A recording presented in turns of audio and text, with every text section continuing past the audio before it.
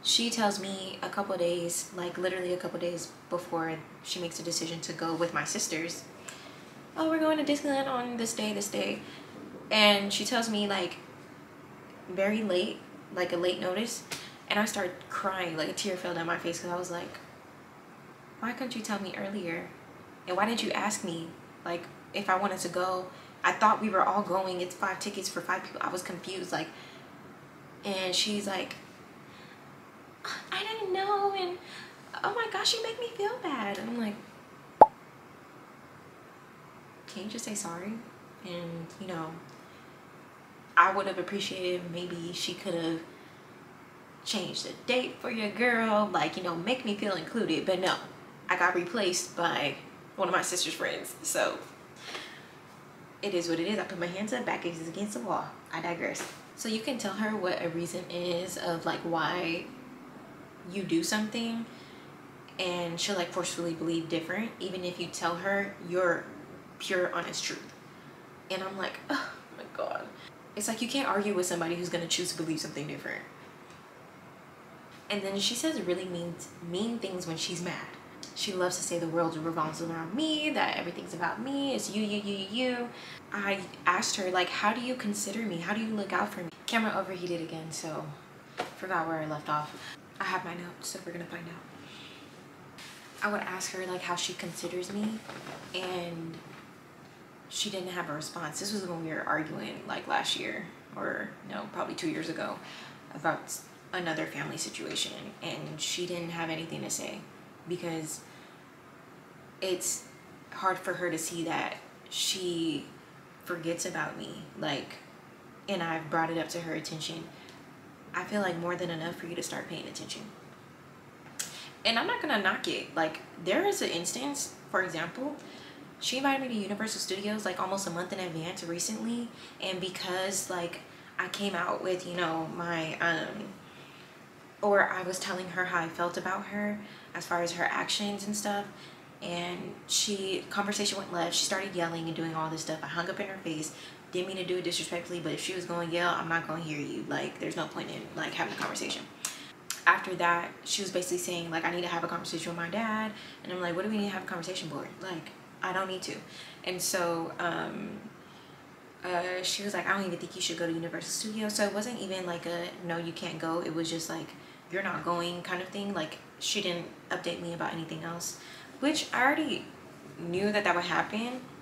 Like, I just wanted the choice. Like, she stripped me of that choice. I had a ticket. She invited me.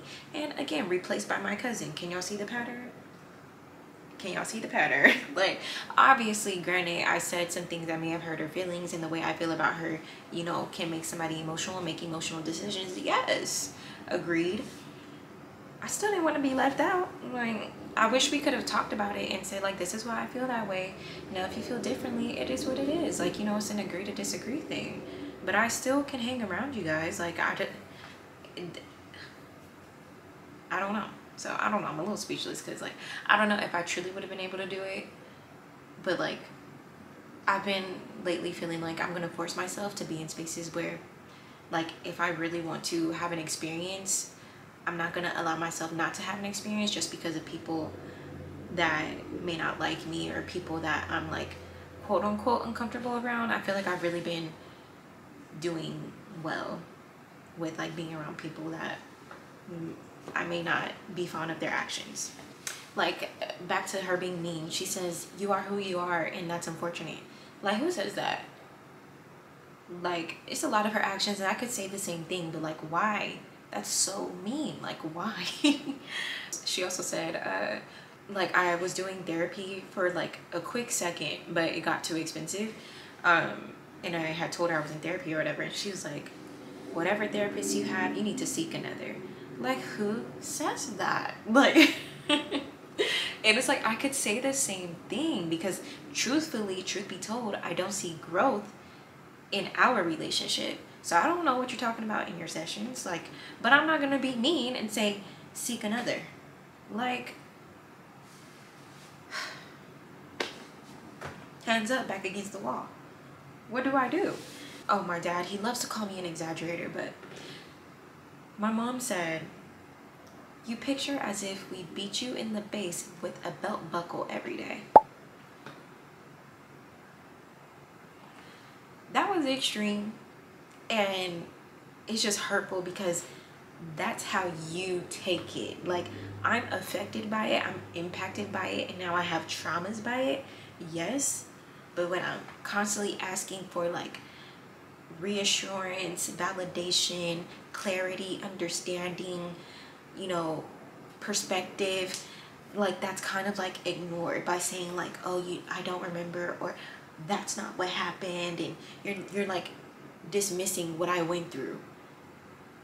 And so me constantly asking, like, I will admit I'm a deep person, I'm very emotional, like I love and sometimes don't like that about myself, because it's hard for me to not be emotional at times, like very difficult. And I feel like God made me to have this super big heart and like feel everything so deeply, and I feel like it's a gift, and it can affect me negatively sometimes, because then sometimes I won't listen to his plan, I'll just listen to my own feelings. And do not lean on your own understanding, follow his. I would be around them, I constantly would bring up stuff that have hurt me, and I even had to correct myself because like I was the oldest raised in the house, and my sisters have like, in my eyes, a better childhood experience, as far as like them getting to do whatever they want, or a lot of the stuff that they want, and my parents just being more lenient with them. And unfortunately, you know, the oldest is always the guinea pig, and you know, goes through that trial and error stage.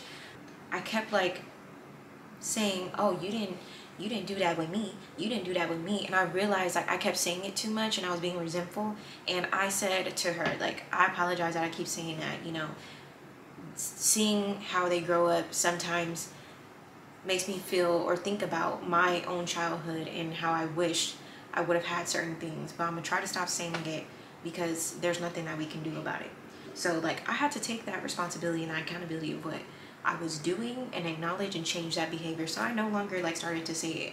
Like there are times where, like, I had recently said in a video, like my dad was telling me how to dress, but I'm like, I don't know if he tells them how to dress, but they low-key be revealed, and I'll be like, why are you telling me how to dress? So, you know, there's stuff like that, you know, to the extent of like being extremely resentful. No, like I kind of really gave that to God, so I'm grateful with that. If I could ask her like again if she would actually listen, I've asked her, I laid out all of our issues on the table, I sent her everything how I felt, and again she responded with, these are untrue, everything's about you, you know, you don't even consider what I have going on, and I can't consider it if you don't tell me what you have going on. And she wasn't able to tell me throughout. I couldn't even get that grace or opportunity because she didn't communicate what was going on in her life. So like, I don't know.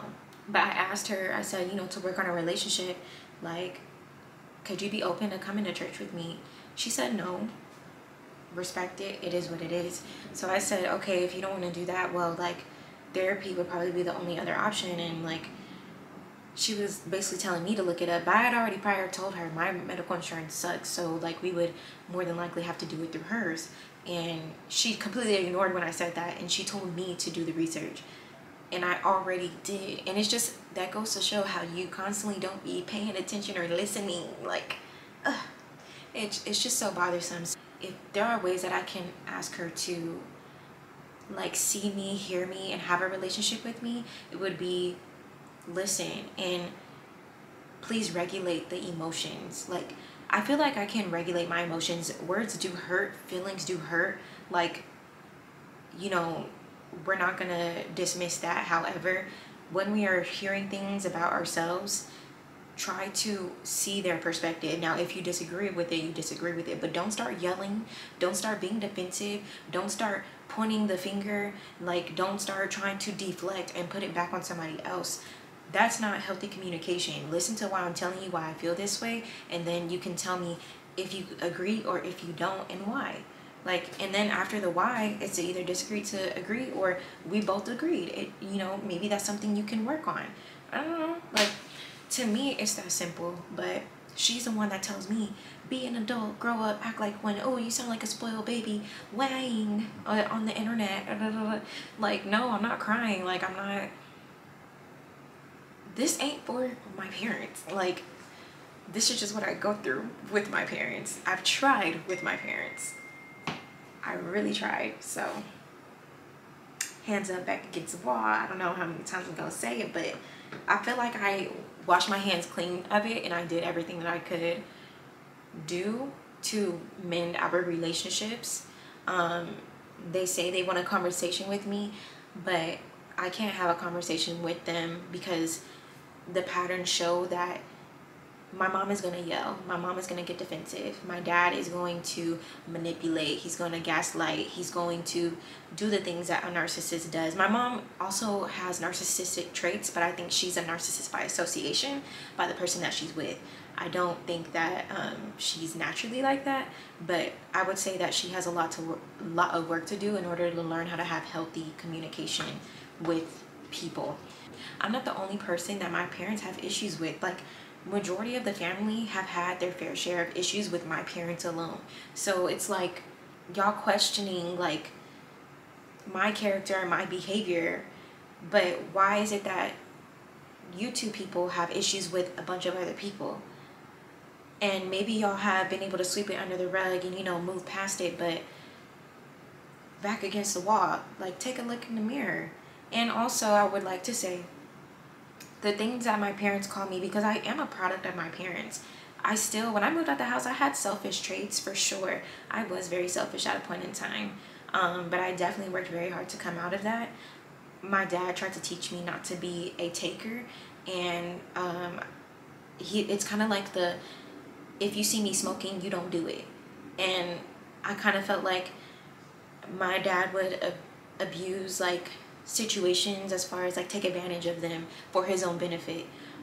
He did help a lot of people, and that sounds contradictory, but sometimes I wonder if it was due to only when you will need them they have to pick up. So anyway, I know this was about my mom, but this like kind of summed up into my parents kind of thing. But yeah, that's what I would ask in the future of my mom or even both of my parents. But my dad is a hard pickle. I don't know about that one.